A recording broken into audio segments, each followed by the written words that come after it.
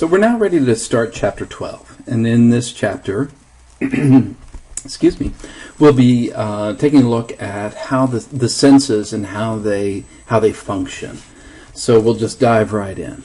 So the senses, or the central nervous system, is connected out to the peripheral nervous system with sensory neurons, and then those sensory neurons are going to be they synapse with, or sometimes they are, the receptors that collect information about the external and internal environments of the body. And the senses are what allow us then to respond appropriately when conditions inside and outside the body change in ways that threaten homeostasis.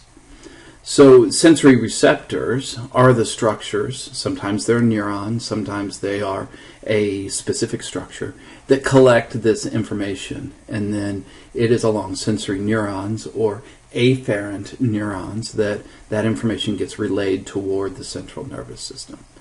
So let's get some definitions out of the way. We'll start with a sense. Sensing, or to sense, is the ability to perceive a stimulus. And a stimulus is the change that we're collecting information about in the external or internal environment. A sensation, then, is the act of transmitting sensory impulses up to the brain. And so the brain receives sensations and then can interpret those sensations. And then last of all, a perception is that conscious awareness that forms, or the interpretation that we do of a sensation that as it arrives at the cerebral cortex. So we get a perception of it. We perceive the sensation when it arrives, and we interpret it as, changes in light or changes in damage to the body or whatever it might be. Oh, got something in my throat going here. So we can generally divide the body's senses into two groups. There are the general senses, sometimes referred to as the somatic senses, and the special senses. So the general senses are senses whose receptors are located across the body, frequently, or much of it in the skin, but also at muscles and joints and associated with the viscera. So we have receptors all over the place. And they tend to be really simple receptors, just a dendrite of a neuron perhaps, or just a very relatively simple structure. And so the general senses include touch and deep pressure, the sense of pain, the temperature senses, warm and cold, vibration, itch, movement, and something called proprioception. And we'll make sense of proprioception eventually, but just to get you started, that's an awareness of the positions of bones at joints especially, and the sense of the movement of muscles to move bones around the joints. So those are the general senses. The special senses all have very complex sensory receptors, or they're part of complex, the sensory receptors are part of complex organs, and all of these sensory organs are located in the head. And so they include vision and hearing, gustation, that's what taste is, olfaction, that's smell, and equilibrium, which is your sense of balance and sense of motion are they are equilibrium. So so those are the general senses and the special senses. Yes, that's the beastly cat.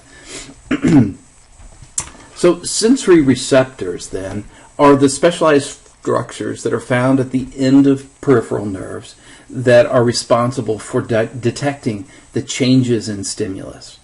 And so with sufficient stimulation, these sensory receptors are capable of producing an action potential along the sensory nerve fibers, these afferent fibers that transmit information from the periphery of the body to the brain.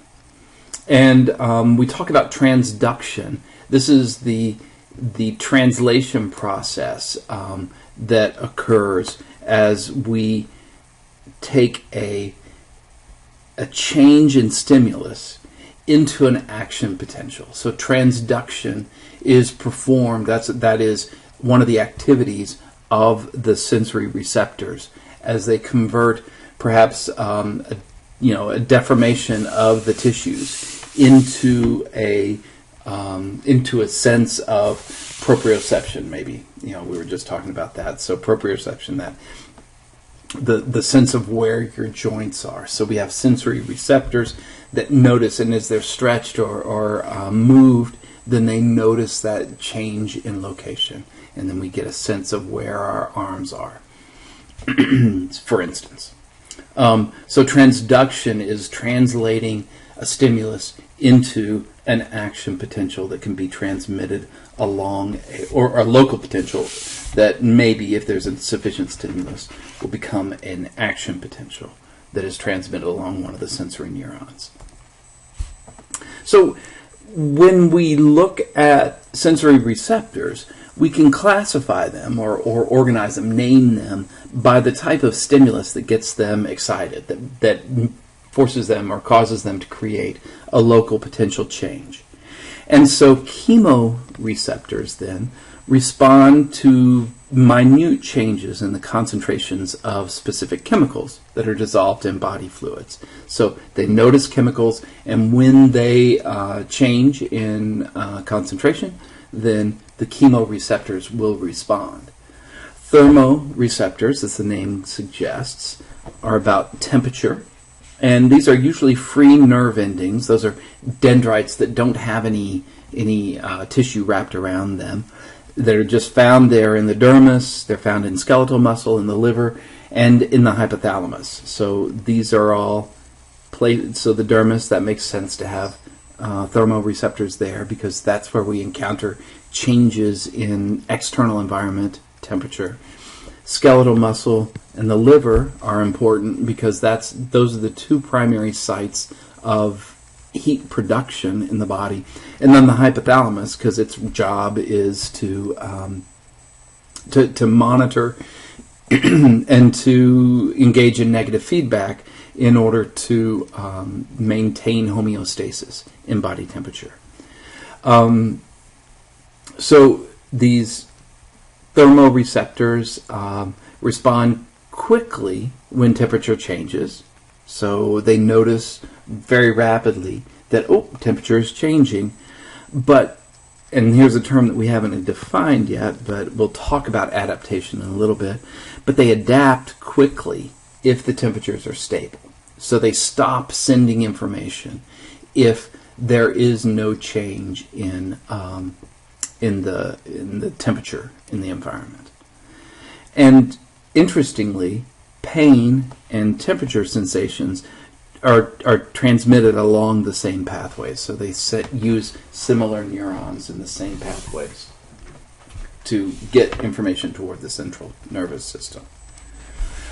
Third kind of sensory receptor are the pain receptors, also referred to as nociceptors. Noci means harm. So these are also free nerve endings, and they tend to have really wide receptive areas. So if you think of the receptive area as the region around, so if here's a free nerve ending, then this circle would be its area of pain reception. And because they're wide like that, there's some overlap between pain receptors, so that it can be difficult to tell exactly where the source of pain is. So pain is a tricky thing to deal with. And there are three kinds of stimuli that will initiate local potential changes from pain receptors. One is extreme temperatures, so either very cold or very hot will stimulate pain sensations. Tissue damage, so it could be because it's been squeezed or pressed or squished, or that kind of tissue damage or cuts, or it could also be because cells are dying in a tissue. And then last of all, damaged cells release chemicals. They're referred to as bradykinins, and these chemicals can stimulate pain receptors as well. So we got 3 ways that we can get nociceptors or pain receptors to begin to produce local potential changes. And there are 2 kinds of pain sensations. There are pain sensations that are carried along type A fibers, often thought of as fast pain or prickling pain. Those, so the pain that, like imagine if you were getting an injection with a hypodermic needle, or if you walk through a bunch of thorns, that would be fast pain or prickling pain. And interestingly, we had said that sometimes the exact source of pain can be difficult to pinpoint, but fast pain, or this type A fibers that carry pain, fast pain sensations, they tend to be easier to locate. So we know exactly where we got that injection with a hypodermic syringe. Whereas type B fibers, and we should note that these are myelinated, the fast ones are, fast pain, have myelin, while type B fibers, they are unmyelinated. Type B fibers carry what is known as slow pain sensations, or burning and aching pain. So they reach the brain more slowly, and the origin of that pain sensation can sometimes be difficult to locate. So imagine that you've got a really stiff neck, and so you get your honey to do a little massaging on you, and you're like, there, no, a little bit down, okay, over now. It's just hard to get a handle on exactly where these type B fibers are bringing the sensation from at the surface of the body.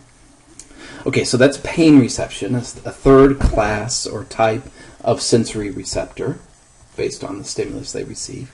Mechanoreceptors respond to mechanical forces that distort the cell membranes of the receptors. So if you were to squeeze your skin, you would feel that pinch because mechanoreceptors are responding.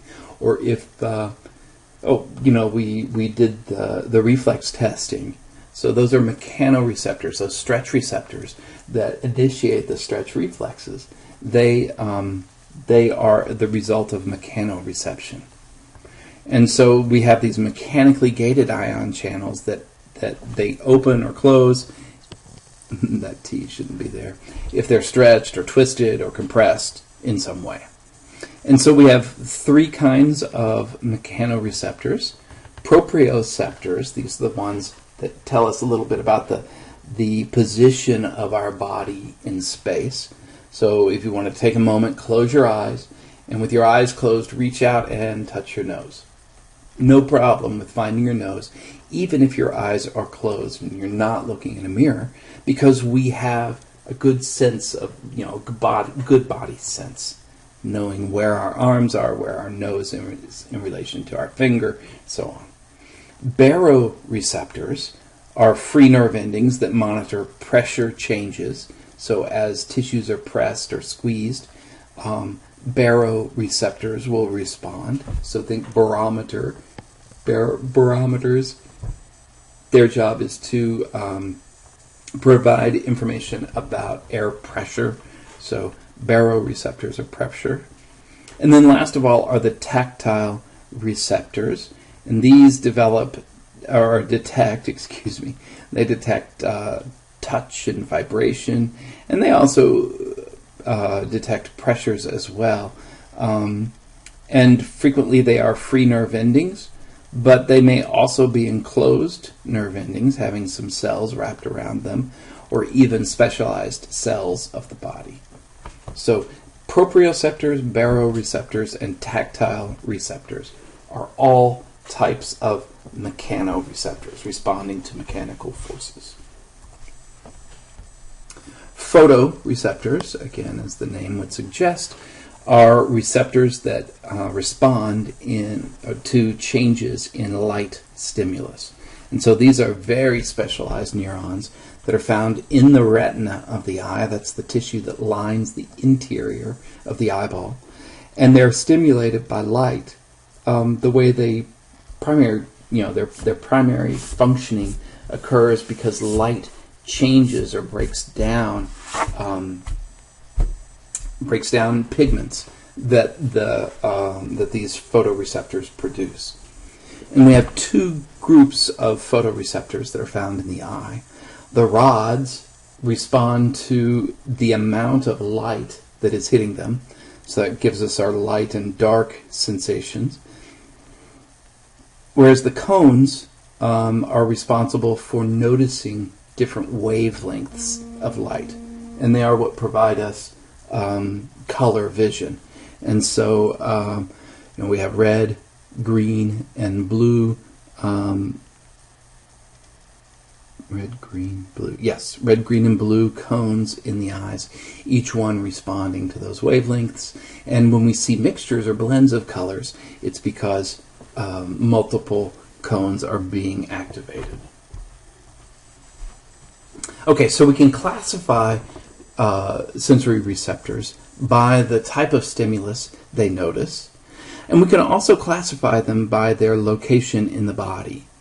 Exteroreceptors are all about gathering information from the external environment, and so exteroreceptors are found at the body's surface, and they're sensitive to stuff like touch and pressure and temperature and pain, and to chemicals in food, or the chemicals that make up smells, or light.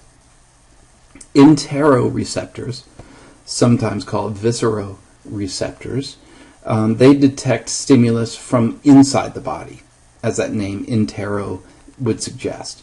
So they notice changes in the viscera or in the blood, and generally the stimuli are not perceived consciously, so we don't notice that. You don't notice that, oh, I'm low on oxygen in my blood. Now you see the effects of that because those sensory receptors will initiate reflexes that lead to deeper breathing or more rapid breathing, but you don't have a direct perception of that stimulus. And then last of all, proprioceptors. Again, these are the sensory receptors located in the skeletal muscle and in the joints and the tissues associated with the joint to detect movements of the body and changes in body position. Okay, so we can classify sensory receptors by where they're located in the body. And then we can classify sensory receptors by their activity. And two types of sensory receptors when we classify in this way. Tonic receptors are ones that are always active, so they're always ready to send a sensory impulse. And pain receptors are an example of a tonic receptor, whereas phasic receptors are usually inactive. But when there is a change in an environmental condition, a stimulus occurs, then they become active for a very short time, and then they will shut down and stop sending sensory information. So remember the thermoreceptors that we talked about and how they quickly adapt, they quickly shut down and stop sending information once the changes have stopped happening in temperature. Well, they are phasic receptors, and they turn off when there is no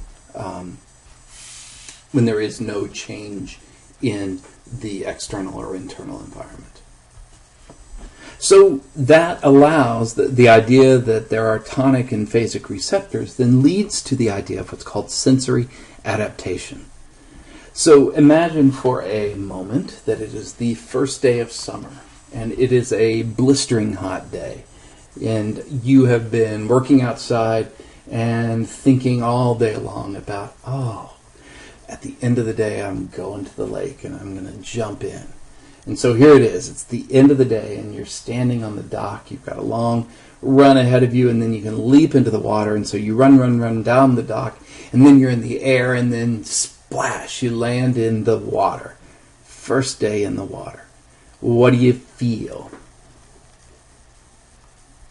You probably, if you've done this, and probably most of us have, if you've done this, you know what you feel. Oh my goodness, that water is cold! Because, you know, the water, it takes a little longer for the water to warm up in the spring or in the summer.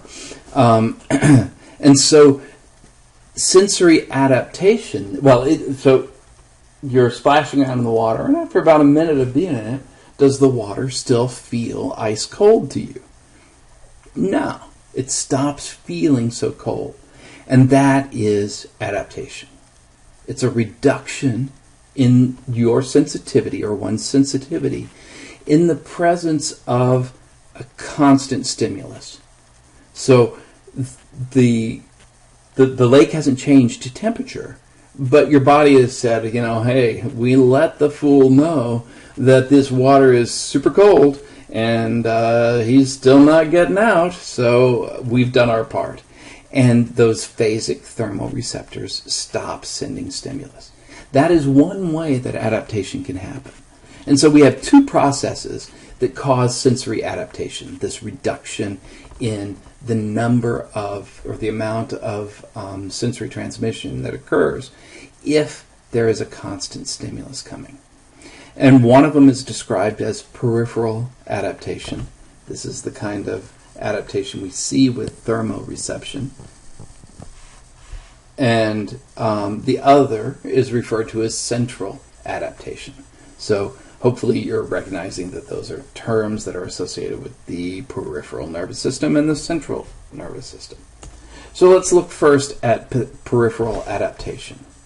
So as the sensory receptors keep receiving the same information, there's no changes, then action potentials are slowed.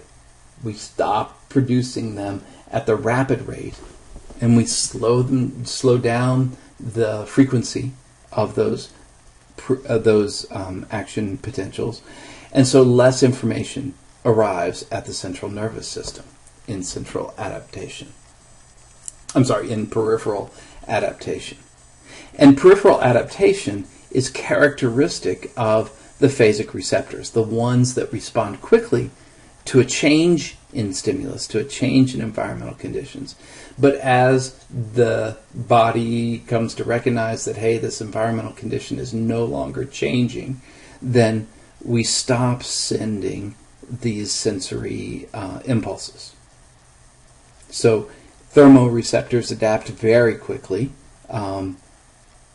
If the room is at a comfortable temperature, then you're not going to notice it unless somebody opens the door and lets in a bunch of cold winter air. So this kind of peripheral adaptation is not characteristic of tonic receptors. Tonic receptors tend to respond very slowly to stimulus, and so they continue to produce action potentials. So an example of this non-responsive or non-adaptive response comes from the pain receptors. So pain receptors don't adapt. If you're in pain, you will have a sensory, you'll have a perception of all of that sensory transmission as a pain perception.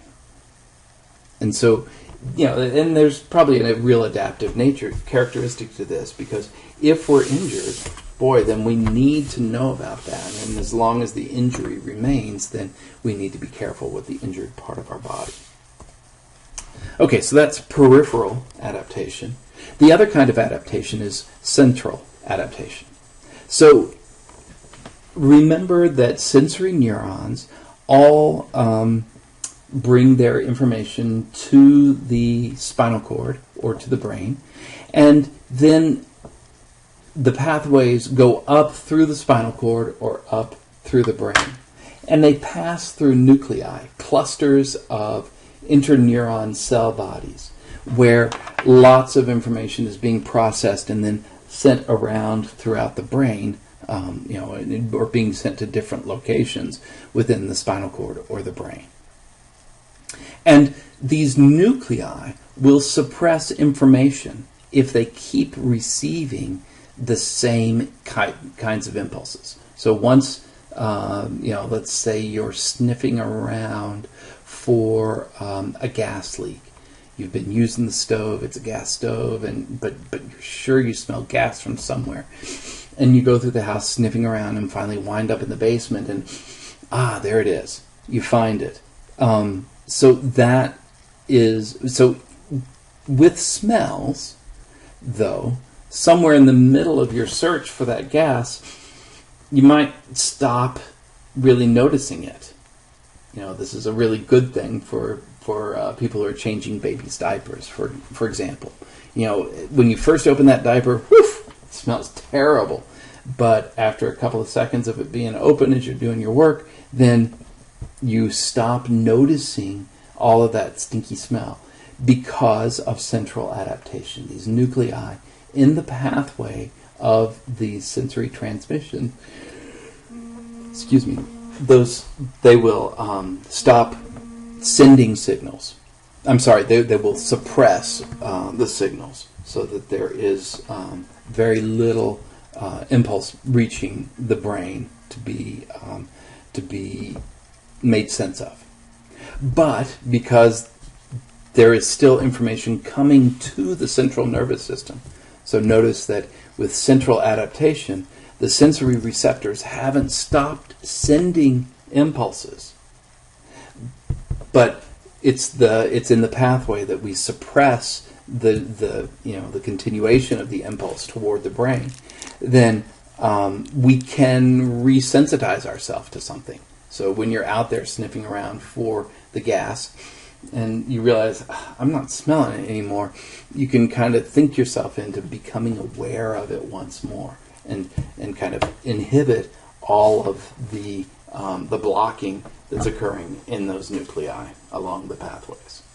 So central adaptation, the sensory receptors are still sending information, it's just being blocked somewhere in the pathway. All right, so there you have it.